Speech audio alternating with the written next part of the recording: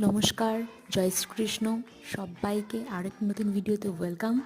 তো আজকের ভিডিওতে আমি দেখাবো সারাদিনে বাড়িতে কী কী রান্না হয়েছে। আজকে মেনুটা কি। বেসিক্যালি আজকে নিরামিষ ছিল, শনিবার। তো সকালে আমরা তিনজন, ভাই মা আমি, রুটি আর চা দিয়ে খাবারটা কমপ্লিট করেছি। তারপরে মা একে একে ভাত করে নিয়েছিল, ওদিকে বেগুন ভাজাটাও কমপ্লিট হয়ে গেছিলো। ফুলকপিটা কেটে নিয়ে আলু আর ওই কী বলে বেগুন, এগুলো দিয়ে ভেজে টেজে একটা তরকারি করেছিল, মশলা বেটে নিয়েছিল। আর আমি এদিকে ধনেপাতা কুচির তরকারিটা নামিয়ে নিয়েছিলাম। ফুলকপি আমার কিন্তু খুব ফেভারিট একটা ভেজিটেবল।